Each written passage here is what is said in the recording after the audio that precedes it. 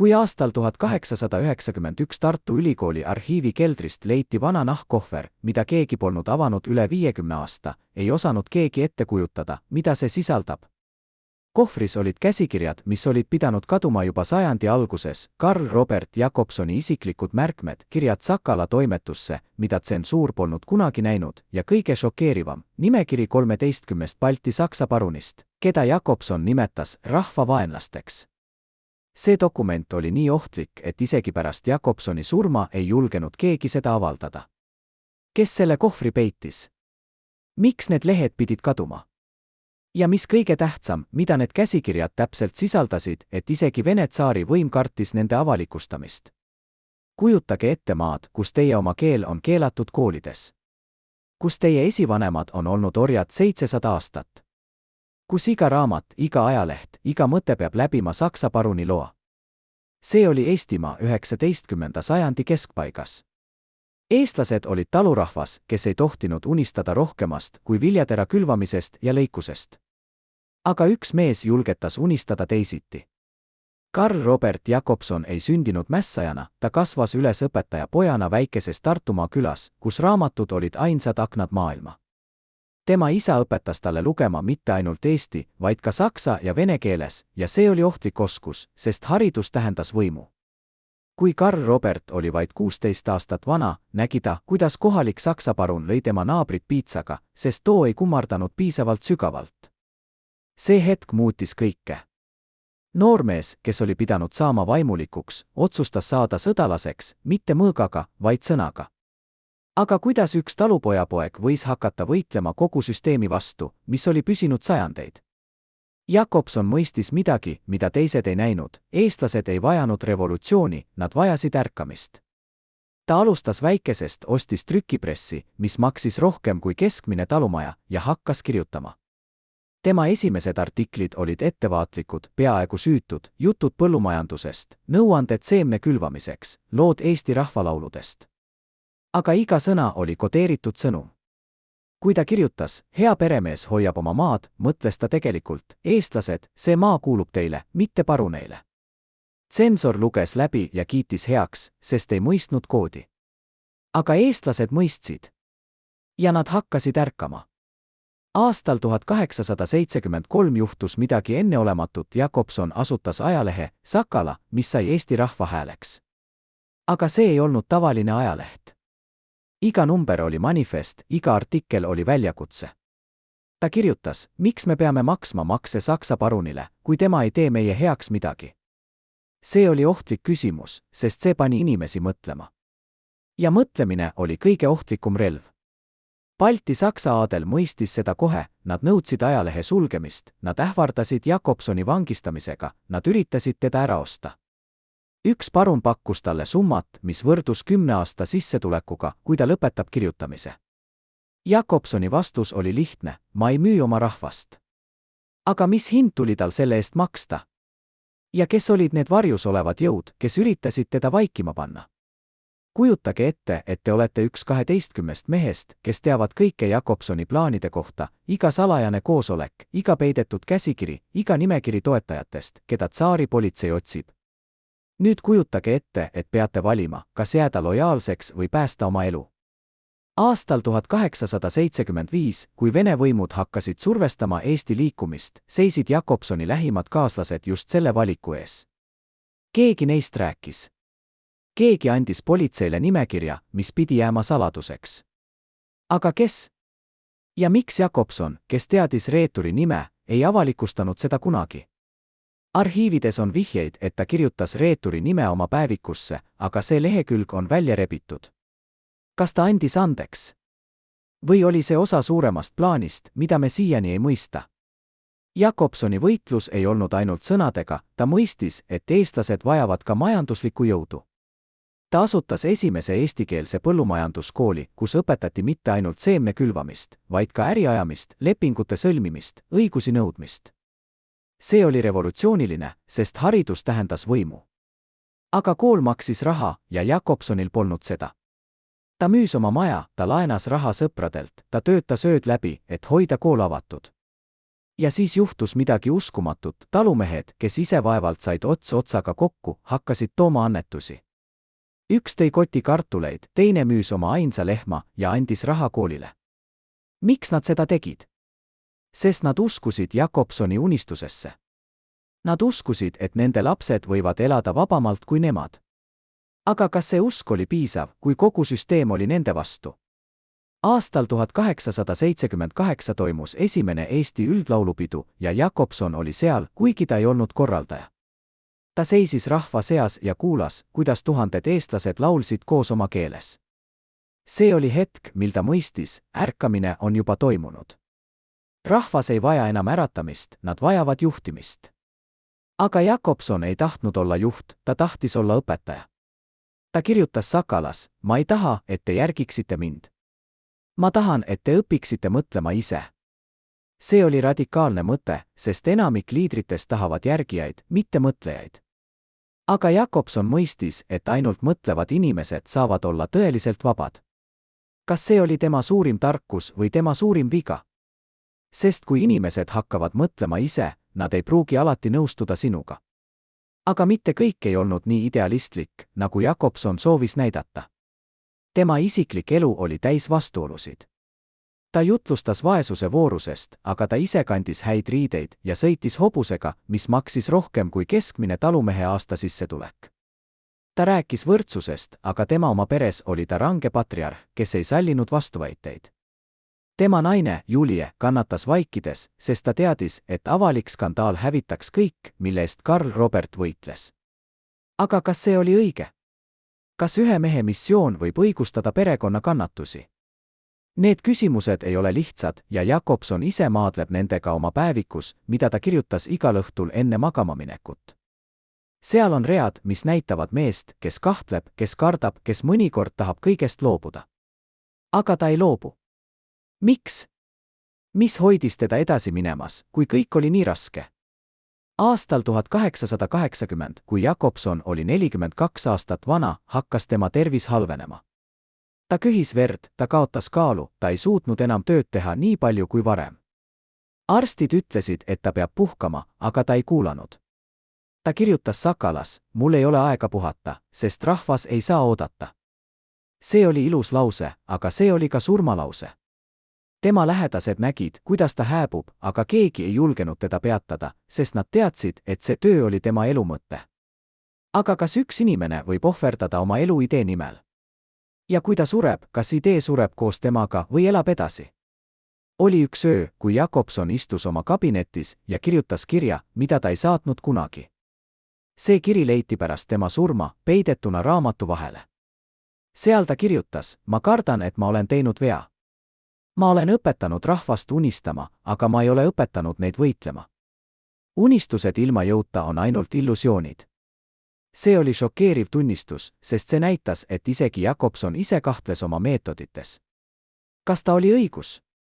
Kas sõnad ja haridus olid piisavad või vajasid eestlased midagi rohkemat, midagi radikaalsemast, midagi vägivaldsemast? See küsimus jääb õhku rippuma, sest Jakobson ei elanud piisavalt kaua, et näha oma töö tulemusi. Aga enne kui me jõuame tema lõpuni, peame mõistma, mis toimus tema ümber. Balti-Saksa aadel ei istunud lihtsalt ja vaadanud, kuidas Jakobson nende võimu õõnestas. Nad tegutsesid. Nad kasutasid oma mõjuvõimu Peterburi õukonnas, nad levitasid kuulujutte, et Jakobson on ohtlik revolutsionäär, nad üritasid teda diskrediteerida. Üks parun, keda Jakobson oli nimepidi kritiseerinud Sakalas, esitas kohtusse hagi laimamise eest. Kohtuprotsess kestis 2 aastat ja maksis Jakobsonile peaaegu kõik, mis tal oli. Aga ta ei kaotanud. Kohus otsustas tema kasuks, sest ta suutis tõestada, et kõik, mida ta kirjutas, oli tõsi. See oli suur võit, aga see oli ka Pirhose võit, sest see jättis ta rahaliselt purustatud ja füüsiliselt kurnatud. Kas see võit oli seda väärt? Või oleks ta pidanud valima oma lahingut targemalt? Ja siis oli veel üks saladus, millest vähe räägitakse. Aastal 1879 saabus Kuremäele, kus Jakobson elas, võõras mees. Ta ei öelnud oma nime, ta ei selgitanud oma eesmärki. Ta palus kohtuda Jakobsoniga privaatselt. Nad rääkisid 1 tund ja pärast seda lahkus võõras sama vaikselt, kui ta tuli. Keegi ei tea, kes see mees oli. Mõned ütlevad, et ta oli Vene salateenistuse agent, kes pakkus Jakobsonile kaitset, kui too lõpetab oma tegevuse. Teised väidavad, et ta oli Saksa parunite saadik, kes ähvardas Jakobsoni perekonda. Aga on ka kolmas versioon, et see mees oli keegi palju võimsam, keegi, kes tuli hoiatama Jakobsoni, et tema elu on ohus. Pärast seda kohtumist muutus Jakobson. Ta hakkas kontrollima oma toitu, ta ei joonud enam võõraste juuresolekul, ta muutis oma igapäevast rutiini. Miks? Mida talle öeldi sel ööl? Ja kes oli see salapärane külastaja, kelle nimi ei ilmu mitte üheski ametlikus dokumendis? Need küsimused jäävad õhku, sest Jakobson ise ei rääkinud sellest kunagi avalikult. Aga tema käitumine muutus. Ta hakkas kirjutama kiiremini, nagu oleks ta teadnud, et aeg on lühike. Ta hakkas koolitama järgmist põlvkonda, noori mehi ja naisi, kes võiksid jätkata tema tööd. Ta kirjutas neile, kui mind ei ole, ärge leinake. Jätkake võitlust. Sest võitlus ei ole ühe mehe võitlus, see on terve rahva võitlus. Need sõnad olid prohvetlikud, sest vähem kui 3 aastat hiljem ta suri. Aga kas ta teadis, et surm tuleb? Kas see salapärane külastaja oli talle öelnud midagi, mis pani ta valmistuma lõpuks?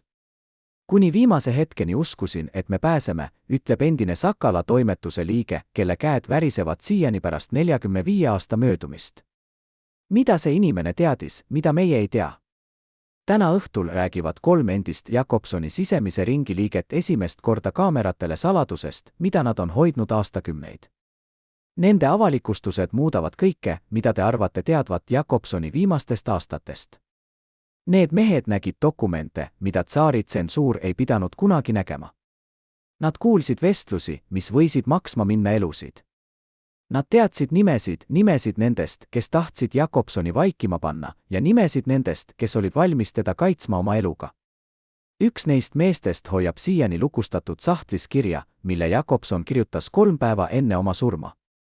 Selles kirjas on lause, mis muudab kogu arusaama tema surmast. Miks seda kirja ei avaldatud kunagi? Keda see kiri kaitseb? Ja miks need mehed on vaikinud nii kaua? See, mida nad räägivad, algab aastast 1882. Jakobson oli sel ajal juba haige, aga mitte nii haige, et ta ei suudaks töötada. Ta kirjutas Sakalas artiklit Saksa parunite maareformide kohta, mis olid näiliselt andnud talumeestele rohkem õigusi, aga tegelikkuses sidunud nad veelgi tugevamalt mõisasüsteemi külge. Artikkel oli terav, täis fakte ja numbreid, mida Jakobson oli kogunud kuude jooksul. Aga enne kui artikkel jõudis trükki, saabus toimetusse 2 meest. Nad ei olnud vormis, nad ei näidanud dokumente, aga kõik mõistsid, kes nad olid, tsaari salateenistuse agendid. Nad ei öelnud palju. Nad lihtsalt jätsid laua peale 1 lehe paberit. Seal oli nimekiri, 8 nime, kõik Sakala töötajad või toetajad. Ja all oli lause, need inimesed võivad kaduda, kui artikkel ilmub. See ei olnud ähvardus, see oli lubadus. Jakobson luges paberit, vollis selle kokku ja viskas ahju. Ta ei öelnud midagi. Aga järgmisel päeval ilmus artikkel täpselt nii, nagu ta oli kirjutanud. Miks ta riskis? Mida ta teadis, mida agendid ei teadnud? Ja mis juhtus nende 8 inimesega, kelle nimed olid nimekirjas? Üks neist 8 oli mees nimega Juhan Kask, noor õpetaja Võrumaalt, kes oli hakanud levitama Sakalat oma piirkonnas. Ta oli energiline, idealismile pühendunud, täpselt selline inimene, keda Jakobson vajas. Aga pärast seda, kui nimekiri jäeti toimetusse, muutus Kask. Ta hakkas ilmuma toimetusse harvemini. Ta hakkas vältima otsest kontakti Jakobsoniga. Ja siis, ühel päeval aastal 1883, ta lihtsalt kadus. Tema pere ütles, et ta läks Peterburi tööd otsima.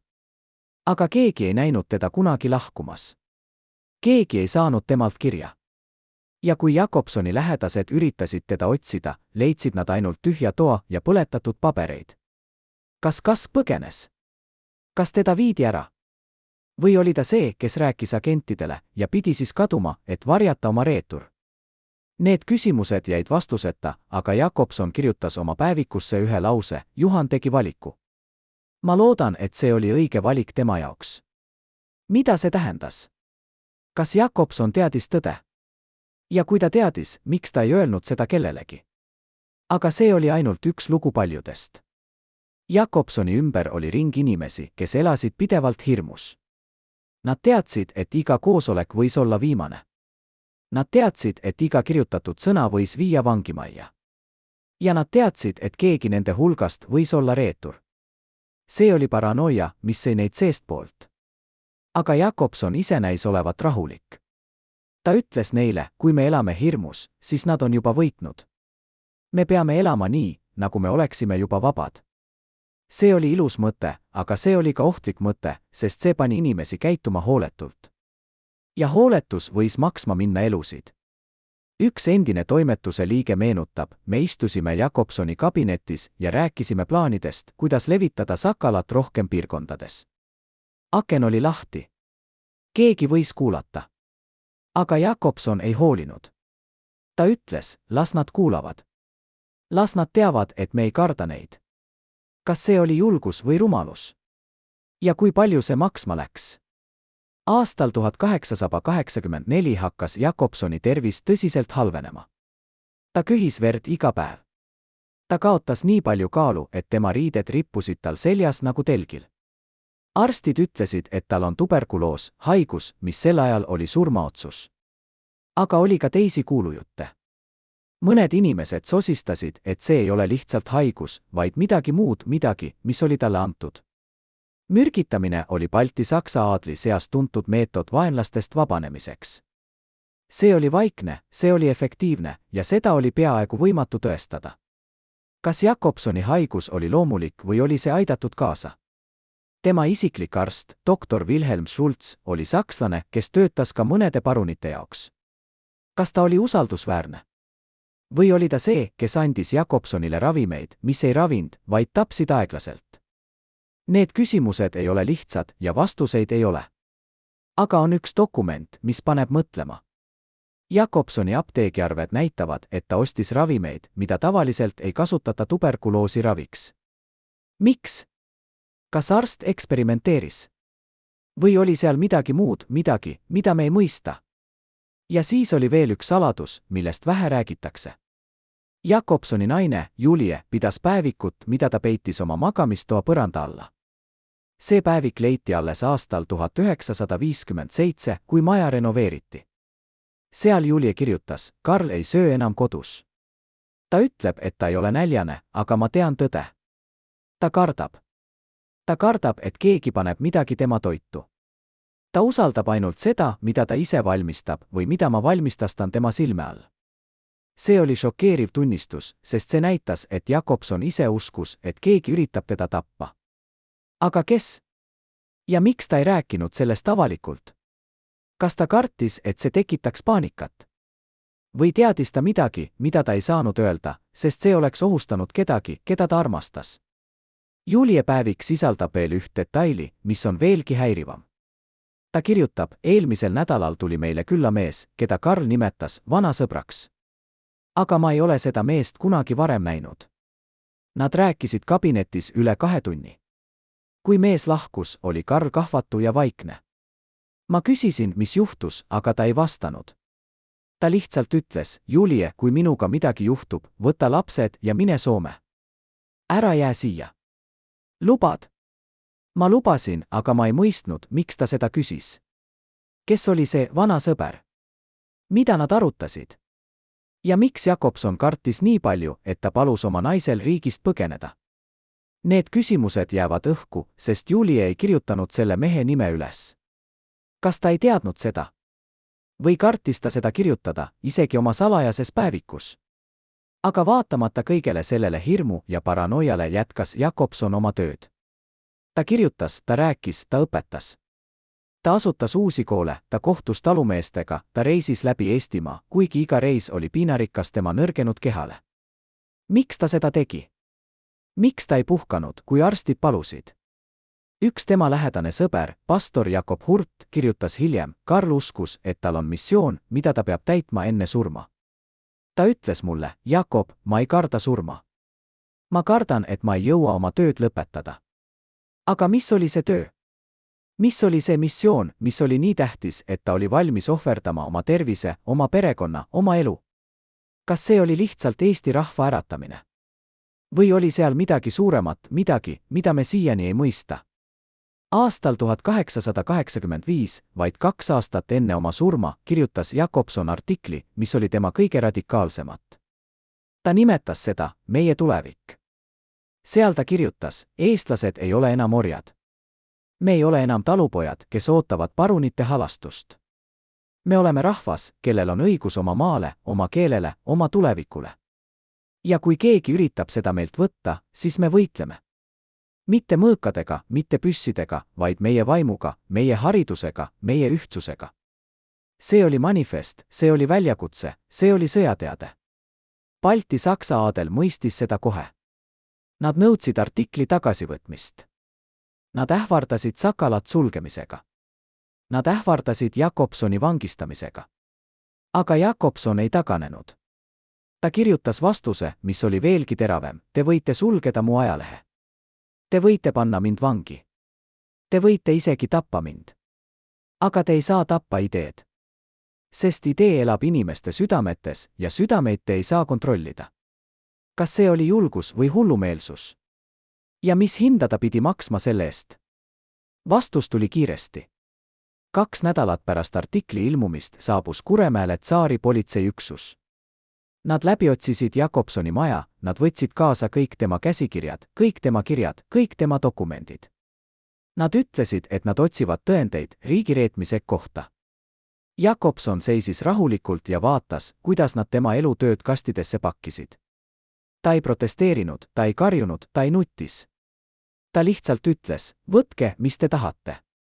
Aga te ei leia seal midagi, mis oleks kuritegu. Ainuke kuritegu on tõe rääkimine, ja kui see on kuritegu, siis ma olen süüdi. Politsei viis kõik ära. Aga nad ei vangistanud Jakobsoni. Miks? Kas nad ei leidnud piisavalt tõendeid? Või oli keegi kõrgemal tasemel, kes kaitses teda? Ja kui jah, siis kes? Ja miks? On üks teooria, mida mõned ajaloolased on pakkunud, aga mida ei ole kunagi tõestatud. See teooria ütleb, et Jakobsonil oli kaitsja Peterburi jõukonnas, keegi, kes oli piisavalt võimas, et hoida tsaari politsei eemal. Kes see võis olla? Mõned ütlevad, et see oli Vene liberaal, kes sümpatiseeris väikeste rahvuste võitlusele. Teised väidavad, et see oli keegi, kellel oli isiklik huvi Balti-Saksa aadli nõrgestamise vastu. Aga on ka 3. versioon, et see kaitsja oli keegi, kes tahtis kasutada Jakobsoni oma eesmärkide saavutamiseks, ja kui Jakobson ei oleks enam kasulik, siis kaitse kaoks. Kas see oli tõsi? Ja kui jah, siis mis oli see hetk, kui Jakobson lakkas olemast kasulik? Kas see oli hetk, kui ta suri? Või oli see varem? Need küsimused viivad meid tagasi selle salapärase külastaja juurde, kes tuli Jakobsoni juurde aastal 1879. Kas see mees oli see kaitsja? Kas ta tuli hoiatama Jakobsoni, et kaitse ei kesta igavesti? Või oli ta keegi hoopis teine, keegi, kes tuli pakkuma tehingut, mida Jakobson ei saanud vastu võtta? Me ei tea. Aga me teame, et pärast seda kohtumist muutus Jakobson. Ta hakkas kirjutama kiiremini, ta hakkas koolitama järgmist põlvkonda, ta hakkas valmistuma millekski. Milleks? Kas ta teadis, et surm tuleb? Kas ta teadis, et aeg on lühike? Ja kui ta teadis, siis kes talle seda ütles? Aga vaatamata kõigele sellele saladusele ja paranoiale oli Jakobsoni mõju Eesti rahvale tohutu. Ta ei olnud ainult kirjanik või ajakirjanik. Ta oli õpetaja, kes õpetas inimestele, kuidas mõelda. Ta oli juht, kes näitas inimestele, et nad võivad olla rohkem kui lihtsalt talupojad. Ta oli visionäär, kes nägi tulevikku, kus eestlased on vabad. Ja kuigi ta ei elanud piisavalt kaua, et näha seda tulevikku, oli tema töö alus, millele see tulevik ehitati. Aga kas ta teadis seda? Kas ta mõistis, kui suur oli tema mõju? Või suri ta kahtledes, nagu tema salajane kiri viitab? Aastal 1887, vaid mõned kuud enne oma surma, pidas Jakobson oma viimase avaliku kõne. See oli väikeses koolis Tartumaal, kus ta oli õpetanud aastaid varem. Seal oli umbes 50 inimest, talumehed, õpetajad, noored tudengid. Jakobson oli nii nõrk, et ta pidi istuma kõne ajal. Aga tema hääl oli tugev. Ta ütles, ma ei tea, kui palju aega mul veel on, aga ma tean üht, see, mida me oleme alustanud, ei lõpe minuga. see jätkub teiega. Te olete need, kes viivad Eesti rahva vabaduseni. Mitte mina. Teie. Inimesed nutsid. Nad teadsid, et see oli hüvastijätt. Aga Jakobson ei nutnud. Ta naeris. Ta ütles, ärge nutke minu pärast. Rõõmustage selle üle, mida me oleme saavutanud. Ja jätkake võitlust. Kas see oli julgus või eitamine? Kas ta tegelikult uskus, et tema töö jätkub? Või oli see lihtsalt viis lohutada neid, kes jäid maha? Pärast seda kõnet läks Jakobson koju ja ei lahkunud enam. Tema tervis halvenes kiiresti. Ta köhis verd iga päev, ta ei suutnud enam süüa, ta kaotas teadvust mitu korda. Julie oli tema kõrval kogu aeg, hoides tema kätt, pühkides tema otsa. Aga Jakobson ei rääkinud. Ta lihtsalt vaatas aknast välja, vaatas taevast, vaatas puid, vaatas maad, mida ta nii väga armastas. Mida ta mõtles nendel viimastel päevadel? Kas ta mõtles oma saavutustele? Või mõtles ta oma vigadele? Kas ta kahetses midagi? Või oli ta rahul sellega, mida ta oli teinud? Me ei tea, sest ta ei jätnud meile viimast sõnumit. Või jättis? Kas see kiri, mille ta kirjutas 3 päeva enne surma, oli tema viimane sõnum? Ja kui jah, siis miks seda ei avaldatud kunagi? Keda see kiri kaitseb? Ja mida see sisaldab, mis on nii ohtlik, et seda ei saa näidata isegi pärast üle 100 aasta? Kujutage ette, et olete üks 12 inimesest, kes teadsid kõike Jakobsoni kohta, iga salajane koosolek Sakala toimetuses, iga peidetud käsikiri, mida tsensuur ei tohtinud näha, iga nimekiri toetajatest, keda tsaaripolitsei otsis. Nüüd kujutage ette, et peate valima, kas jääda lojaalseks või päästa oma elu. Aastal 1886, kui Vene võimud hakkasid survestama Eesti liikumist veelgi tugevamalt, seisid Jakobsoni lähimad kaaslased just selle valiku ees. Keegi neist rääkis. Keegi andis politseile nimekirja, mis pidi jääma saladuseks igavesti. Aga kes? Ja miks Jakobson, kes teadis reeturi nime, ei avalikustanud seda kunagi? Arhiivides on vihjeid, et ta kirjutas reeturi nime oma päevikusse, aga see lehekülg on välja rebitud. Kas ta andis andeks? Või oli see osa suuremast plaanist, mida me siiani ei mõista? Ja mis kõige olulisem, kas see reetur oli keegi, keda me kõik teame, keegi, kelle nimi on kirjas Eesti ajaloo raamatutes kui kangelane? See küsimus viib meid tagasi aasta 1886 talve, kui Jakobsoni tervis oli juba nii halb, et ta vaevalt suutis kõndida oma majast toimetusse. Aga ta käis seal ikkagi iga päev, sest ta teadis, et Sakala oli ainus hääl, mis rääkis eestlaste eest. Sel talvel oli toimetuses 12 inimest, kes teadsid kõike, kes teadsid, kust tuleb raha, kes teadsid, kus peideti tsensuurist mööda läinud käsikirjad, kes teadsid nimesid nendest talumeestest, kes levitasid ajalehte illegaalselt piirkondades, kus see oli keelatud. Need 12 inimest olid Jakobsoni sisering, tema usaldusisikud, tema perekond peale vere. Aga üks neist ei olnud see, kellena ta näis olevat. Üks neist kohtus salaja tsaaripolitsei ohvitseriga iga kuu esimesel esmaspäeval väikeses kõrtsis Tartu äärelinnas. Seal ta andis üle informatsiooni, mitte kõike, aga piisavalt, et hoida politseid rahul ja ennast ohutuna. Kes see inimene oli? Jakobsoni päevikus on üks kanne, mis on kirjutatud 3 kuud enne tema surma. Seal ta kirjutab, ma tean, kes sa oled. Ma olen teadnud juba 2 aastat. Aga ma ei ütle seda kellelegi, sest ma mõistan, miks sa seda teed. Sa ei ole kuri inimene. Sa oled lihtsalt hirmunud inimene. Ja hirm paneb meid kõiki tegema asju, mida me ei tahaks teha. Ma andestan sulle. Aga ma ei unusta kunagi. See oli šokeeriv tunnistus, sest see näitas, et Jakobson teadis reeturist, aga valis vaikimise. Miks?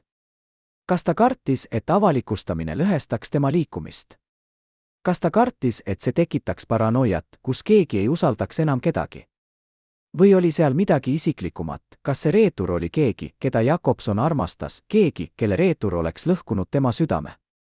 On üks nimi, mis kerkib üles ikka ja jälle, kui räägitakse sellest saladusest. Alexander Jansen, Jakobsoni vana sõber ja kolleeg, kes oli samuti ajakirjanik ja Eesti liikumise juht. Jansen ja Jakobson olid koos alustanud, nad olid koos võidelnud, nad olid koos unistanud. Aga aastal 1885 hakkas nende suhe jahenema. Nad ei kohtunud enam nii sageli. Nad ei kirjutanud enam üksteisele. Ja kui nad kohtusid avalikult, oli nende vestlus külm ja formaalne. Mis juhtus? Mõned ütlevad, et see oli lihtsalt ideoloogiline erinevus, Jansen oli ettevaatlikum, ta tahtis töötada süsteemi sees, samas kui Jakobson tahtis süsteemi muuta.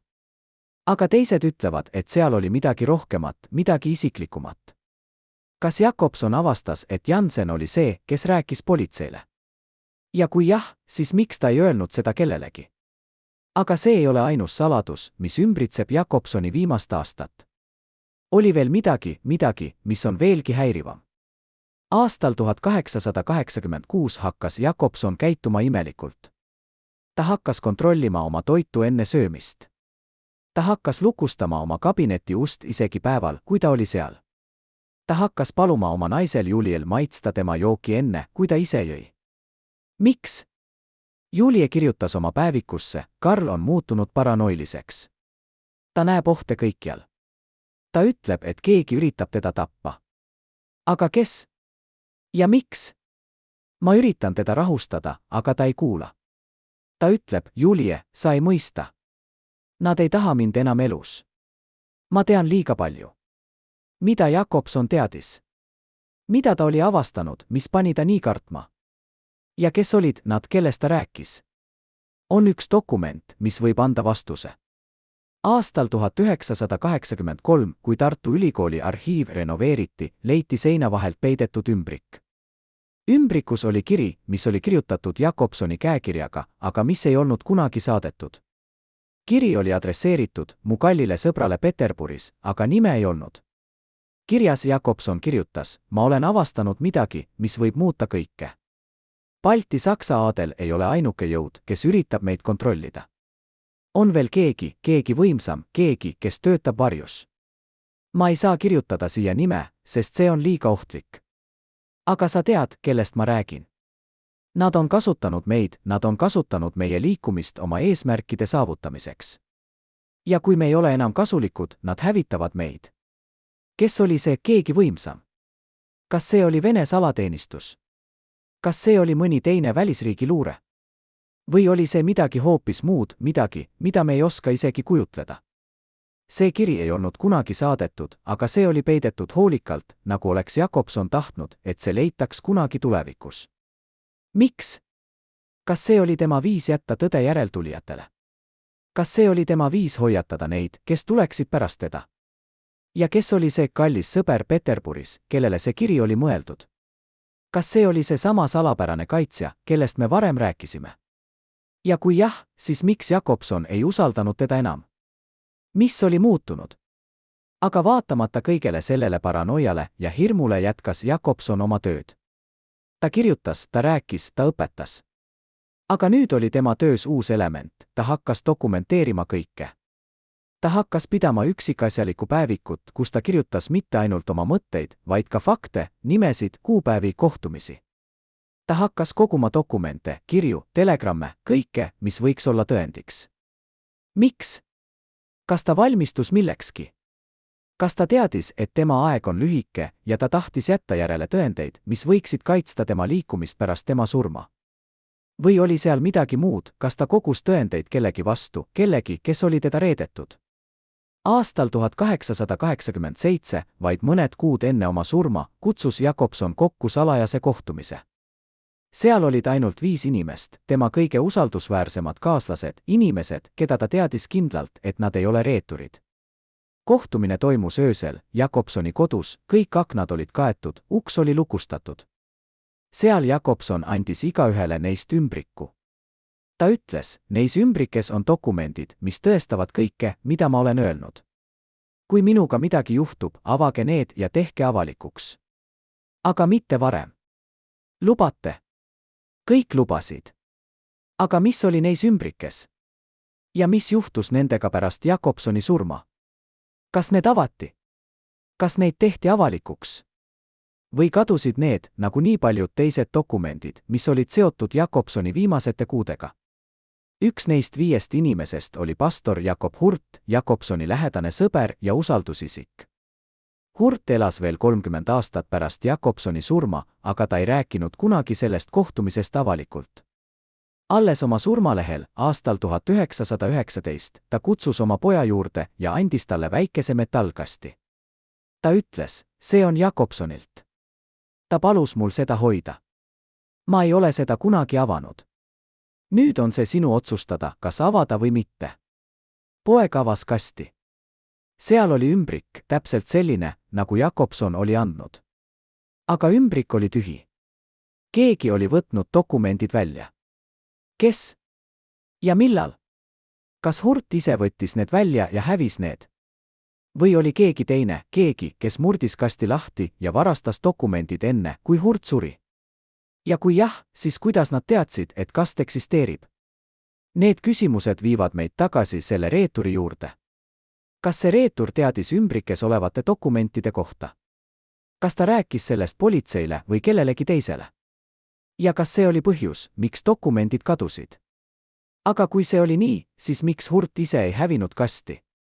Miks ta hoidis seda 30 aastat, kui ta teadis, et see oli tühi? Kas ta lootis, et dokumendid ilmuvad tagasi? Või oli seal midagi muud, midagi, mida me ei mõista? Aga vaatamata kõigele sellele saladusele ja kaotatud dokumentidele on üks asi, mida me teame kindlalt: Jakobsoni mõju ei kadunud koos temaga. Tema ideed, tema sõnad, tema unistused elasid edasi inimestes, keda ta oli õpetanud. Ja need inimesed viisid edasi tema töö, nad jätkasid võitlust, nad ehitasid seda tulevikku, mida Jakobson oli näinud. Aga kas see oli piisav? Kas see oli see, mida Jakobson tahtis? Või tahtis ta midagi rohkemat, midagi, mida me ei saavutanud kunagi? Securitate ja Jakobsoni ümber hoidis doseesid erilise koodiga, Sakala oht, doseesid nii salajasi, et eksisteeris ainult 3 koopiat kogu Balti kubermangus.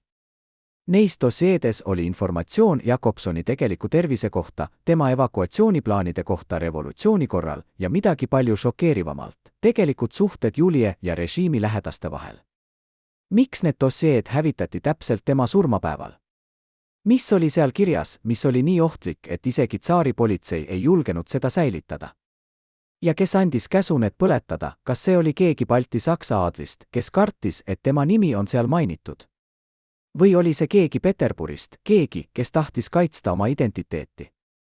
On üks teooria, mida mõned ajaloolased on pakkunud, kuigi seda ei ole kunagi tõestatud. See teooria ütleb, et Jakobsoni doseedes oli informatsioon, mis sidus teda otseselt Vene revolutsiooniliste ringkondadega Peterburis. Mitte ainult liberaalidega, vaid radikaalidega, inimestega, kes plaanisid tsaari kukutamist. Kas Jakobson oli osa sellest liikumisest? Kas tema töö Eestis oli osa suuremast plaanist, mis hõlmas kogu Vene impeeriumi? Ja kui jah, siis miks ta ei rääkinud sellest kunagi avalikult? Kas ta kartis, et see diskrediteeriks Eesti liikumist? Või oli seal midagi muud, kas ta kartis, et see ohustaks inimesi, keda ta armastas? Aga see ei ole ainus saladus, mis ümbritseb neid doseesid. On veel üks detail, mis on veelgi häirivam. Aastal 1952, kui Nõukogude võimud avastasid vana tsaariaja arhiivi Tallinnas, leidsid nad ühe lehe, mis oli pärit Jakobsoni doseest.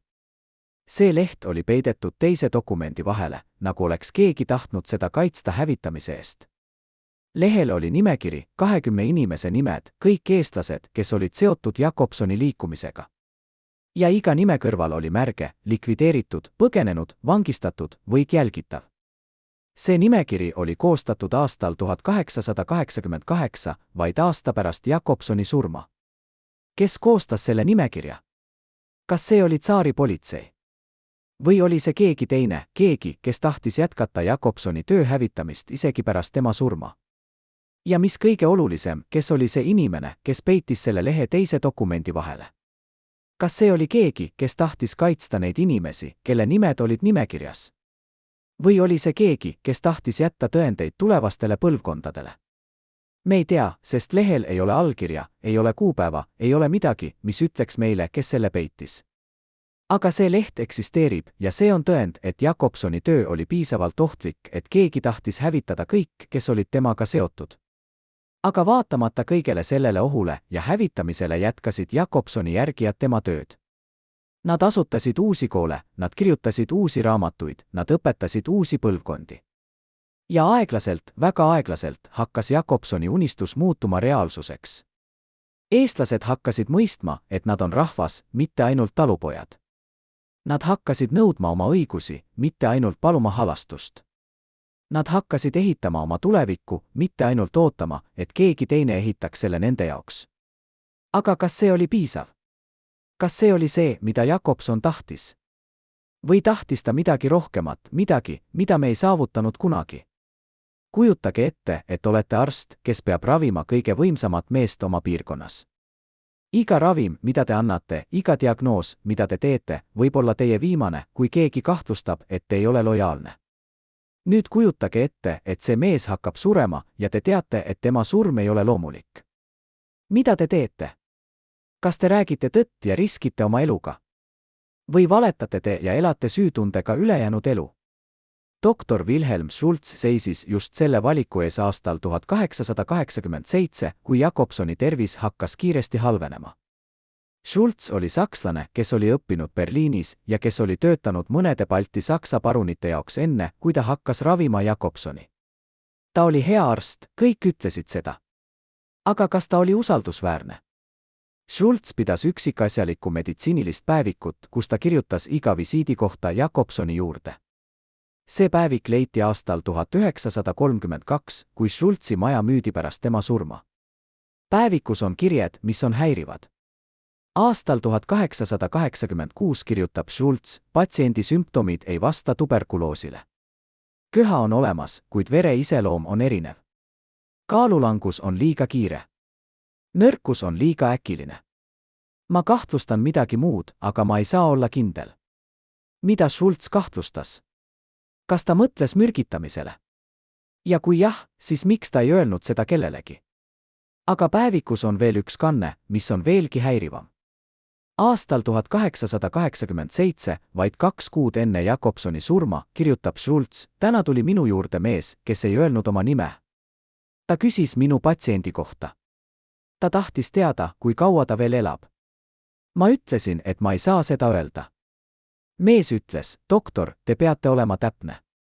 Meie plaanid sõltuvad sellest. Ma küsisin, kes ta on, ta ei vastanud. Ta lihtsalt jättis laua peale ümbriku ja lahkus. Ümbrikus oli raha rohkem, kui ma teenin aastaga. Ma ei võtnud seda. Ma jätsin selle ümbriku oma seifi, sest ma tahan, et keegi teaks, mis juhtus. Kes oli see mees? Mida ta tahtis? Ja mis olid need plaanid, mis sõltusid Jakobsoni surmaajast? Schultz ei võtnud raha, aga kas ta rääkis tõtt? Kas ta andis sellele mehele informatsiooni? Me ei tea, sest päevikus ei ole rohkem kandeid selle kohta. Aga on üks detail, mis paneb mõtlema. Pärast seda visiiti hakkas Schultz andma Jakobsonile uusi ravimeid, mida ta ei olnud varem kasutanud. Ta kirjutas päevikusse, ma üritan uut ravi. Ma loodan, et see aitab. Aga kas see aitas? Või muutis see asju hullemaks? Jakobsoni tervis halvenes pärast seda veelgi kiiremini. Kas see oli lihtsalt haiguse loomulik kulg? Või oli seal midagi muud? Julie Jakobson kirjutas oma päevikusse, ma ei usalda seda arsti. Ta vaatab Karli nii imelikult. Ta annab talle ravimeid, mis panevad ta magama tundide kaupa. Ja kui Karl ärkab, on ta veel nõrgem kui enne. Ma ütlesin Karlile, et me peaksime otsima teist arsti, aga ta ütles, Julie, me ei saa. Schultz on ainus arst, kes on nõus mind ravima. Teised kardavad. Mida nad kardavad? Kas nad kardavad, et neid süüdistatakse, kui Karl sureb? Või kardavad nad midagi muud? Aga Schultz ei olnud ainus, kes käitus imelikult Jakobsoni viimaste kuude jooksul. Oli veel keegi, apteeker, kes valmistas Jakobsoni ravimeid. Tema nimi oli Heinrich Müller ja ta oli samuti sakslane. Müller pidas üksikasjalikku raamatut kõigist ravimitest, mida ta valmistas. See raamat leiti aastal 1951, kui tema apteek renoveeriti. Raamatus on kirjed, mis näitavad, et Jakobsonile valmistatud ravimid sisaldasid koostisosi, mida tavaliselt ei kasutata tuberkuloosi raviks. Üks neist koostisosadest oli arseen, väikestes kogustes, aga piisavalt, et põhjustada aeglast mürgitust. Kas see oli tahtlik? Või oli see lihtsalt viga?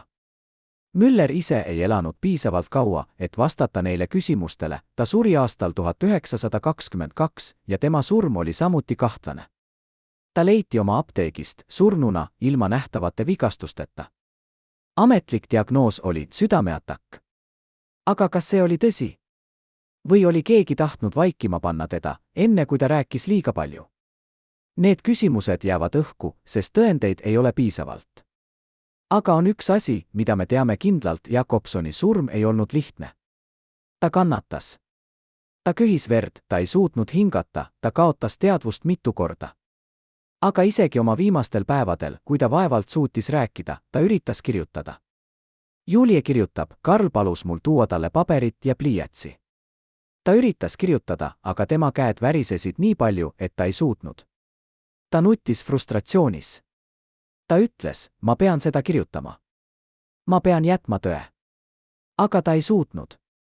Ja siis ta lõpetas üritamise ja lihtsalt vaatas aknast välja, pisarad voolamas üle tema põskede.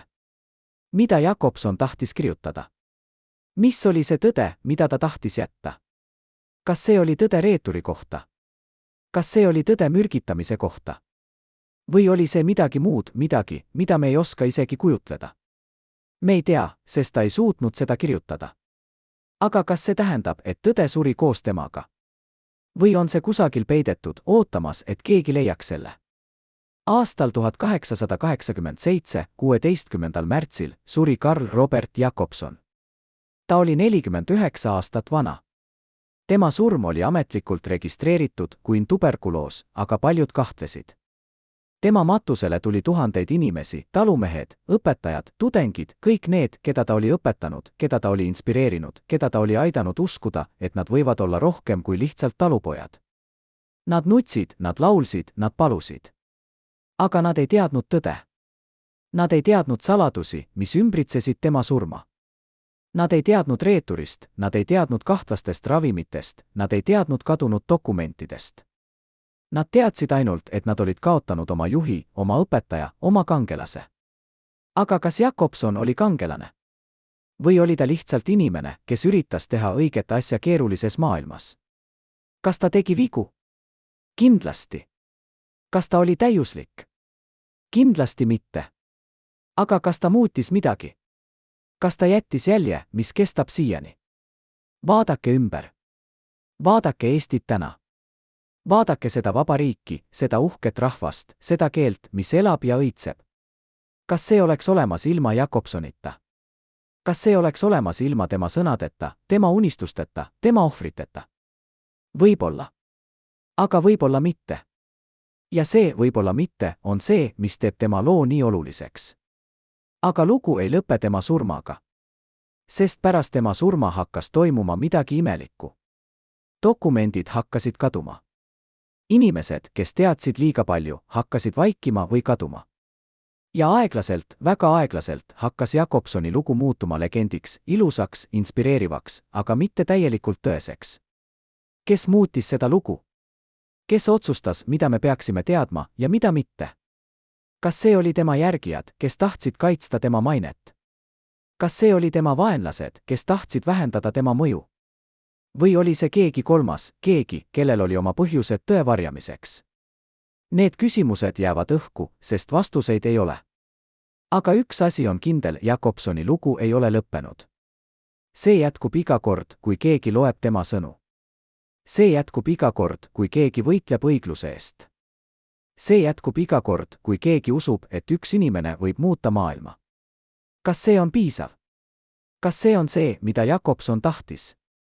Või tahtis ta midagi rohkemat? Võib-olla me ei tea kunagi. Aga võib-olla see ei ole oluline. Võib-olla oluline on see, et me jätkame küsimist, jätkame otsimist, jätkame võitlemist. Sest see on see, mida Jacobson õpetas meile: mitte kunagi lõpetada, mitte kunagi alla anda, mitte kunagi unustada, et me oleme rohkem kui lihtsalt talupojad. Me oleme rahvas. Ja rahvas ei sure kunagi. Kujutage ette, et olete ainus inimene, kes teab tõde. Te olete näinud dokumente, mida keegi teine ei ole näinud. Te olete kuulnud vestlusi, mida keegi teine ei ole kuulnud. Te olete olnud seal, kus ajalugu tehti. Ja nüüd, pärast 35 aasta vaikimist, te otsustate rääkida. Täna õhtul räägib esimest korda kaameratele mees, kes oli Jacobsoni viimane külastaja enne tema surma. see mees ei ole ajalooraamatutes. Tema nime ei ole üheski ametlikus dokumendis. Aga ta oli seal Jakobsoni voodi kõrval, kui suur mees võttis oma viimased hingetõmbed. Mida Jakobson talle ütles? Mis olid tema viimased sõnad? Ja miks see mees on vaikinud nii kaua? Ta ütleb, ma lubasin Karlile, et ma ei räägi, kuni kõik, kes võiksid kannatada, on surnud. Nüüd nad on surnud. Nüüd ma võin rääkida. Ja see, mida ma ütlen, muudab kõike, mida te arvate teadvat tema surmast. Tema käed värisevad, kui ta avab vana nahkkohvri. Seal on kirjad, fotod, dokumendid. Ja üks neist dokumentidest on Jakobsoni viimane testament, mitte ametlik testament, vaid isiklik testament, kus ta kirjutas, mida ta tegelikult tahtis, et juhtuks pärast tema surma. Seda testamenti ei ole kunagi avaldatud. Miks? Ja mida see sisaldab, mis on nii ohtlik, et seda peeti saladuses üle 100 aasta? See mees, kelle nimi on Jüri Vilms, oli Jakobsoni õpilane. Ta oli noor, vaid 22 aastat vana, kui Jakobson suri. Aga ta oli üks neist, keda Jakobson usaldas kõige rohkem. Vilms oli see, kes viis Jakobsoni kirju kohta, kuhu postiteenistus ei jõudnud. Ta oli see, kes peitis käsikirju, kuid tsensuur tuli otsima. Ta oli see, kes teadis kõiki saladusi. Ja ta oli see, kes oli Jakobsoni kõrval, kui suur mees suri. Vilms räägib, Karl kutsus mind oma juurde 3 päeva enne surma. Ta oli nii nõrk, et ta vaevalt suutis rääkida. Aga ta hoidis mu kätt tugevalt ja ütles, Jüri, ma pean sulle midagi ütlema. Midagi, mida keegi teine ei tea. Minu surm ei ole loomulik. Keegi on mind tapnud. Aga ma ei taha, et sa otsid kätte. Ma tahan, et sa jätkad tööd. Luba mulle. Ma lubasin. Aga ma ei mõistnud siis, mida ta tegelikult mõtles. Alles hiljem, kui ma leidsin tema peidetud dokumendid, ma mõistsin. Mis olid need dokumendid? Vilms näitab meile. Esimene on kiri, mis on kirjutatud Jakobsoni käekirjaga, aga mis on nii värisev, et seda on raske lugeda. Kiri on dateeritud 13. märtsil 1887, 3 päeva enne tema surma. Kirjas Jakobson kirjutab, ma tean, kes mind tapab. Ma olen teadnud juba 2 kuud. Aga ma ei saa seda peatada, sest kui ma üritan, siis nad tapavad ka teisi inimesi, keda ma armastan, inimesi, kes on süütud. Nii et ma valin surra vaikselt. Ma valin ohverdada ennast, et teised võiksid elada. Aga ma jätan selle kirja, et tulevikus, kui kõik on ohutud, keegi teaks tõde. See on šokeeriv tunnistus. See ütleb, et Jakobson teadis, et teda tapetakse, aga ta ei teinud midagi, et seda peatada. Miks? Keda ta kaitses? Ja kes oli see, kes teda tappis? Vilms jätkab, kirjas on veel üks lõik, mis on veelgi häirivam. Karl kirjutab, tapja ei ole see, keda te arvate. See ei ole Saksa parun. See ei ole tsaari agent. See on keegi lähemal, keegi, keda ma olen usaldanud, keegi, kes on olnud mu sõber. Aga ta on teinud valiku. Ta on valinud oma elu minu elu ees. Ma ei süüdista teda. Ma mõistan teda. Sest hirm on võimsam kui lojaalsus. Ja ta on hirmunud nende eest, kes on võimsamad kui mina, võimsamad kui meie kõik. Kes oli see sõber? Kas see oli Alexander Jansen, keda me varem mainisime? Või oli see keegi teine, keegi, kelle nime me ei tea? Vilms ütleb, ma arvan, et ma tean, kes see oli. Aga ma ei saa olla kindel. Ja Karl ei kirjutanud nime. Ta tahtis kaitsta seda inimest isegi pärast surma. See oli tema viis andestada. Aga see ei ole kõik. Vilms näitab meile teist dokumenti, nimekirja. See nimekiri sisaldab 25 inimese nimesid. Mõned neist on tuntud Jansen, Hurt, teised Jakobsoni lähedased kaaslased. Aga mõned on tundmatud, nimed, mida ei ole üheski ajalooraamatus. Vilms ütleb, see on nimekiri inimestest, keda Karl tahtis kaitsta. Ta kirjutas selle nimekirja ja andis mulle. Ta ütles, kui minuga midagi juhtub, veendu, et need inimesed on ohutud. Nad on need, kes viivad edasi töö. Nad on need, kes ehitavad tulevikku. Ma tegin, mida ta palus. Ma hoiatasin neid. Mõned põgenesid. Mõned jäid ja võitlesid. Aga kõik elasid. Ja see oli Karli viimane kingitus neile, hoiatus, mis päästis nende elud. Aga miks Vilms on vaikinud nii kaua? Miks ta ei rääkinud seda tõde varem? Ta ütleb, sest nimekirjas olid ka nimed inimestest, kes olid ohus mitte ainult tsaari võimude käest, vaid ka teiste käest inimeste käest, kes tahtsid kasutada Karli surma oma eesmärkide saavutamiseks.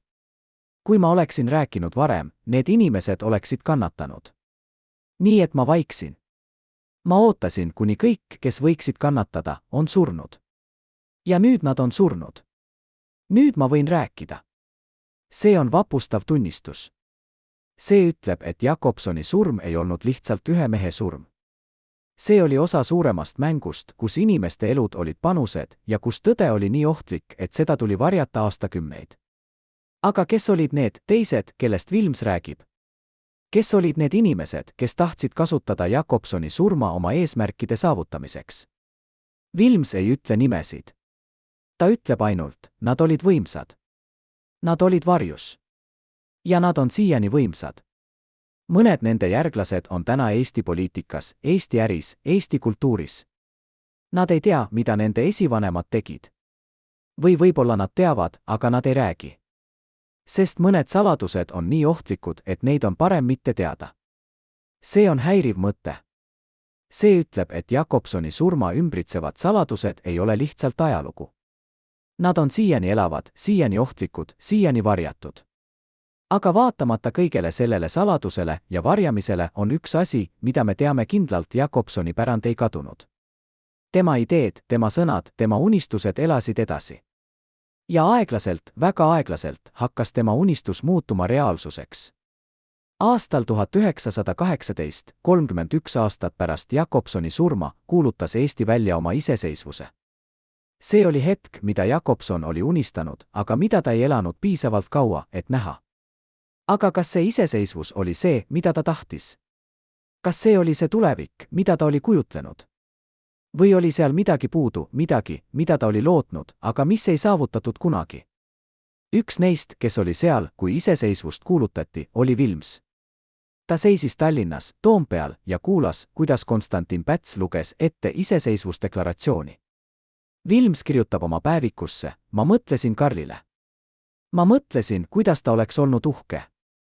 Aga ma mõtlesin ka, kuidas ta oleks olnud mures. Sest iseseisvus ei ole lõpp. See on algus. Ja algus on alati kõige ohtlikum aeg. Karl teadis seda. Ta hoiatas meid selle eest. Ta ütles, kui te saavutate vabaduse, ärge unustage, kuidas te selle saavutasite. Ärge unustage ohvreid. Ärge unustage võitlust. Sest kui te unustate, siis te kaotate selle, mida te võitsite. Kas me oleme unustanud? Kas me oleme kaotanud midagi, mida Jakobson tahtis meile anda? Need on küsimused, millele iga põlvkond peab vastama ise. Aga Jakobsoni pärand ei ole ainult poliitiline. See on ka kultuuriline, hariduslik, vaimne. Ta õpetas eestlastele, et nad võivad olla uhked oma keele üle, oma kultuuri üle, oma identiteedi üle. Ta õpetas neile, et haridus on võti vabadusele.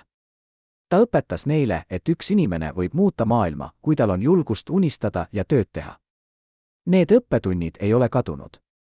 Nad elavad edasi iga kord, kui Eesti laps õpib lugema oma emakeeles. Nad elavad edasi iga kord, kui Eesti kunstnik loob midagi ilusat. Nad elavad edasi iga kord, kui Eesti inimene seisab õigluse eest. Kas see on piisav? Kas see on see, mida Jakobson tahtis? Võib-olla. Aga võib-olla ta tahtis rohkemat. Võib-olla ta tahtis, et me ei lõpetaks kunagi küsimist, kunagi otsimist, kunagi võitlemist. Aastal 1932, kui Eesti oli olnud iseseisev 14 aastat, püstitati Jakobsonile monument Tartus. See oli lihtne monument, kivi, millel oli tema nimi ja kuupäevad. Aga see oli ka sümbol sellest, et rahvas ei ole unustanud. Monumendi avamisel rääkis Jaan Tõnisson, üks Eesti juhtidest. Ta ütles, Karl Robert Jakobson ei olnud täiuslik inimene. Ta tegi vigu. Ta oli mõnikord karm, mõnikord kangekaelne, mõnikord liiga idealismile pühendunud. Aga ta oli ka julgus. Ta oli ka unistus. Ta oli ka lootus. Ja ilma temata me ei oleks siin täna. Ilma temata Eesti ei oleks olemas. Need sõnad olid tõesed siis ja nad on tõesed täna. aga nad on ka ebatäielikud, sest nad ei räägi saladusest, mis ümbritseb Jakobsoni surma. Nad ei räägi reeturist, mürgitamisest, kadunud dokumentidest. Nad räägivad ainult legendist, mitte tõest. Aga kas legend ei ole ka oluline? Kas legend ei ole see, mis inspireerib inimesi, mis paneb neid uskuma, et nad võivad olla rohkem, kui nad on? Võib-olla. Aga legend võib olla ka ohtlik, sest see võib varjata tõde. Ja tõde on see, mis teeb meid vabaks. Jakobson ise ütles seda. Ta kirjutas Sakalas, tõde võib olla valulik. Tõde võib olla ebamugav. Aga tõde on ainus asi, mis kestab. Valetused kaovad. Legendid tuhmuvad. Aga tõde jääb. Kas me oleme järginud seda õppetundi? Kas me oleme otsinud tõde Jakobsoni kohta? Või oleme me rahuldunud legendiga? Täna, üle 130 aasta pärast Jakobsoni surma, on tema nägu 500 krooni rahatähel. See on au, mida väga vähesed saavad. Aga see on ka vastutus. Sest kui teie nägu on rahatähel, siis te muutute sümboliks. Te ei ole enam lihtsalt inimene. Te olete idee. Ja ideed võivad olla kasutatud ja kuritarvitatud. Jakobsoni ideed on kasutatud paljudel viisidel, mõned head, mõned mitte nii head. Tema nime on kasutatud õigustamaks poliitikat, mida ta ise ei oleks kunagi toetanud.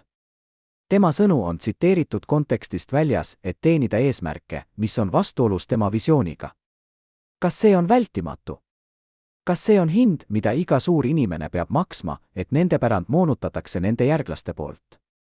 Aga on ka teisi, kes on püüdnud hoida Jakobsoni tõelist vaimu elus. Õpetajad, kes õpetavad tema tekste koolides. Ajaloolased, kes uurivad tema elu ja tööd. Kunstnikud, kes loovad tema inspireeritud teoseid. Need inimesed ei ole kuulsad. Nende nimesid ei ole rahatähtedel. Aga nad on need, kes tegelikult kannavad edasi Jakobsoni pärandit. Nad on need, kes hoiavad tema unistust elus. Ja nad on need, kes küsivad raskeid küsimusi, mida legend ei taha, et me küsiksime. Kes oli Jakobson tegelikult? Mida ta tegelikult tahtis? Ja kas me oleme saavutanud seda, mida ta lootis?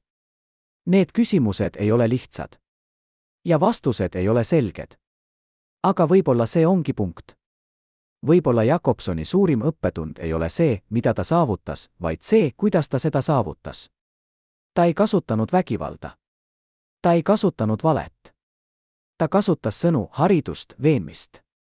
Ta uskus, et inimesed võivad muutuda, kui neile antakse teadmised ja võimalused.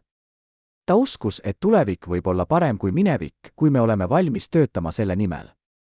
Ja ta uskus, et üks inimene võib teha vahet, kui tal on julgust proovida. Kas need uskumused on siiani tõesed? Või on maailm muutunud nii palju, et need on muutunud naiivseks? Wilms, kes on nüüd 97 aastat vana, ütleb, ma arvan, et Karl oleks täna nii uhke kui ka mures. Uhke, sest Eesti on vaba. Uhke, sest eesti keel elab. Uhke, sest Eesti kultuur õitseb. Aga mures, sest me oleme unustanud mõned asjad, mida ta õpetas meile. Me oleme unustanud, et vabadus ei ole kingitus. See on vastutus. Me oleme unustanud, et haridus ei ole lihtsalt kraad. See on võime mõelda kriitiliselt. Me oleme unustanud, et rahvus ei ole lihtsalt pass, see on ühine identiteet, ühine ajalugu, ühine tulevik. Karl õpetas meile neid asju. Aga kas me kuulame? See on küsimus, millele iga põlvkond peab vastama ise. Aga see on ka küsimus, mis jääb õhku rippuma, sest vastus ei ole kunagi lõplik. Iga põlvkond peab leidma oma vastuse, oma viisi elada Jakobsoni pärandit. Ja see on võib-olla tema suurim kingitus meile, mitte vastused, vaid küsimused. Mitte kindlus, vaid kahtlus. Mitte legend, vaid tõde. Isegi kui see tõde on ebamugav, isegi kui see tõde on valulik, isegi kui see tõde muudab kõike, mida me arvame teadvat. Aga on veel üks saladus, mis jääb lahendamata. See saladus puudutab Jakobsoni viimast testamenti, seda dokumenti, mida Wilms meile näitas. Testamendis Jakobson kirjutab, ma jätan oma töö teile. Mitte oma raamatud, mitte oma artiklid, mitte oma kõned. Need on lihtsalt sõnad. Ma jätan teile vastutuse. Vastutuse jätkata võitlust. Vastutuse kaitsta tõde. Vastutuse ehitada tulevikku, mis on parem kui minevik. See on minu testament. See on minu pärand. Ja ma loodan, et te olete selle väärilised. Need on võimsad sõnad. Aga nad on ka koormavad sõnad. Sest nad panevad meile vastutuse, mida me ei pruugi tahta, vastutuse, mida me ei pruugi olla valmis kandma. Aga kas meil on valikut? Kas me võime öelda, ei, see vastutus on liiga suur, me ei taha seda? Võib-olla. Aga kui me seda teeme, siis me reedate Jakobsoni. Me reedate kõiki neid, kes ohverdasid ennast, et me võiksime elada vabalt. Me reedate tulevasi põlvkondi, kes vaatavad meie poole ja küsivad, mida te tegite? Kuidas te kasutasite vabadust, mida teile anti? Need on küsimused, millele me peame vastama. Ja meie vastused määravad, kas Jakobsoni pärand elab edasi või sureb. Wilms ütleb, Karl ütles mulle oma viimastel päevadel midagi, mida ma ei ole kunagi unustanud. Ta ütles, Jüri, ma ei karda surma. Ma kardan unustamist. Ma kardan, et inimesed unustavad, miks me võitlesime. Ma kardan, et nad võtavad vabaduse enesestmõistetavana. Ma kardan, et nad lõpetavad küsimise, lõpetavad otsimise, lõpetavad võitlemise. Ja kui see juhtub, siis kõik, mida me tegime, oli asjata. Need sõnad kummitavad mind siiani. Sest ma näen, kuidas see juhtub. Ma näen, kuidas inimesed võtavad vabaduse enesestmõistetavana. Ma näen, kuidas nad lõpetavad küsimise. Ja ma kardan, et Karl oli õigus, et kõik, mida ta tegi, oli asjata. Aga kas see on tõsi? Kas Jakobsoni töö oli asjata? Vaadake ümber. Vaadake Eestit täna. Vaadake seda väikest riiki, mis on saavutanud nii palju. Vaadake seda rahvast, mis on säilitanud oma keele, oma kultuuri, oma identiteedi vaatamata sajandite rõhumisele. Vaadake neid koole, kus lapsed õpivad eesti keeles. Vaadake neid raamatuid, mis on kirjutatud eesti keeles. Vaadake neid laule, mis on lauldud eesti keeles. Kas see kõik oleks olemas ilma Jakobsonita? Võib-olla. Aga võib-olla mitte.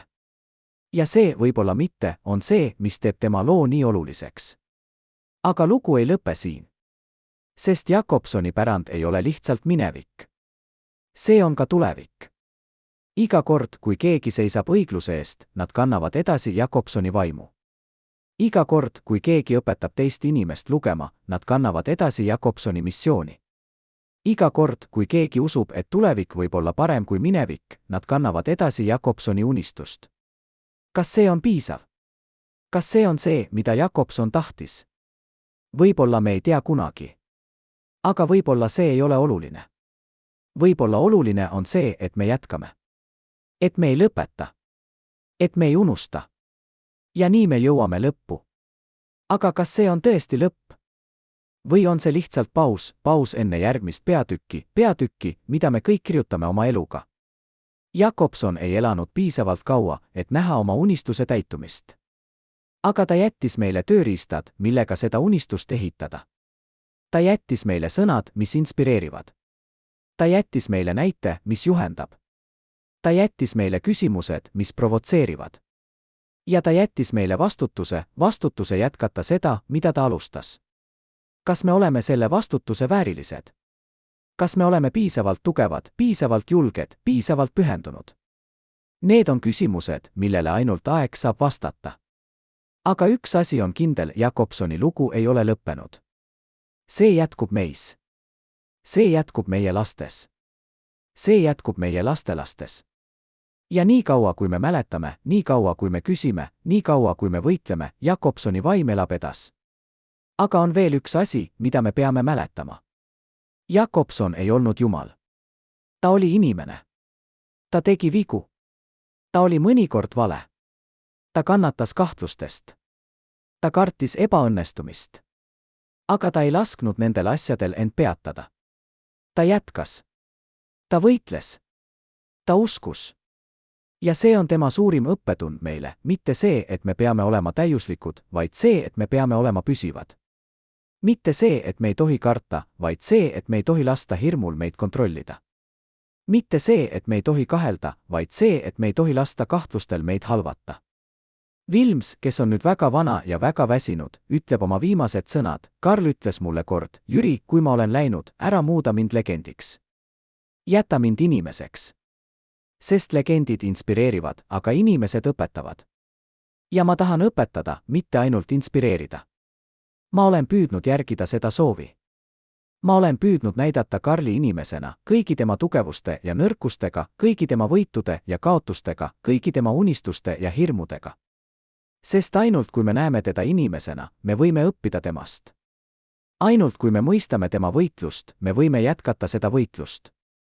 Ainult kui me aktsepteerime tema ebatäiuslikkust, me võime aktsepteerida oma ebatäiuslikkust ja ikkagi jätkata. Need on tarkad sõnad. Need on sõnad, mida me kõik peaksime kuulama. Sest me elame maailmas, kus me otsime kangelasi, kus me otsime päästjaid, kus me otsime kedagi, kes ütleb meile, mida teha.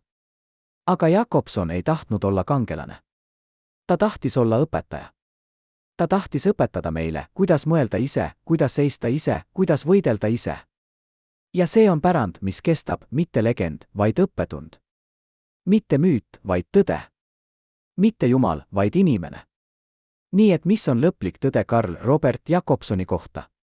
Kas ta oli kangelane või inimene? Kas ta oli õpetaja või võitleja? Kas ta oli visionäär või idealismile pühendunud unistaja?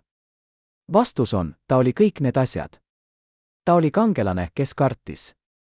Ta oli õpetaja, kes õppis. Ta oli võitleja, kes kahtles. Ta oli visionäär, kes ei näinud kõike. Ta oli inimene, ebatäiuslik, keeruline, vastuoluline inimene. Aga ta oli ka midagi rohkemat. Ta oli algus. Ta oli säde. Ta oli hääl, mis ütles, me võime olla rohkem, kui me oleme. Me võime unistada suuremalt, kui meie olukord lubab. Me võime ehitada tulevikku, mis on parem kui minevik. Ja see hääl kõlab siiani. Aga on veel üks küsimus, mis jääb vastamata. Kes tappis Karl Robert Jakobsoni? Kas see oli arst, kes andis talle valesid ravimeid? Kas see oli apteeker, kes pani tema ravimitesse arseeni? Kas see oli sõber, kes reetis teda? Või oli see lihtsalt haigus, loomulik haigus, mis võttis tema elu? Me ei tea. Ja võib-olla me ei tea kunagi. Sest tõendeid ei ole piisavalt. Tunnistajad on surnud. Dokumendid on kadunud.